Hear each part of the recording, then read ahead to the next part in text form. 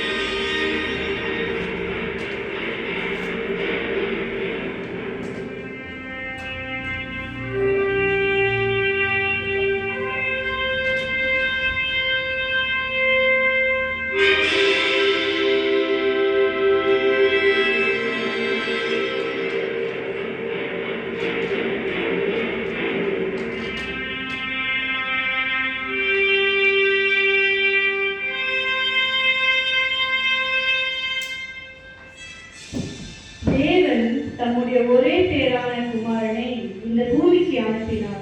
அவர் தம்முடைய ஜனங்களை அவர்கள் பாவங்களிலிருந்து ரட்சிக்கும்படி வந்தார். அவர் நம்முடைய மீறுதல்களின் நிமித்தம் காயப்பட்டார், நம்முடைய ஆக்கிரமங்களின் நிமித்தம் நொறுக்கப்பட்டார். நம்முடைய சமாதானத்திற்குரிய தண்டனை அவர் மேல் விழுந்தது. அவருடைய தழும்புகளினாலே நாம் சுத்தமானோம். இயேசு கிறிஸ்து நமக்காக வந்தார், பாவங்களை சுமந்தார், மரித்தார், மூன்றாம் நாளில் உயிர்த்தெழுந்தார்.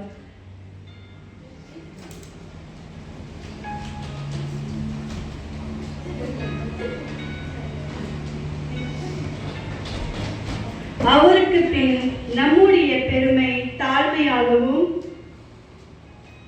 நம்முடைய நோய் சுகமாகவும் நம்முடைய பயம் நிம்மதியாகவும் நம்முடைய பேராசை கொடுக்கும் பழக்கமாகவும் நம்முடைய வெறுப்பு அன்பாகவும்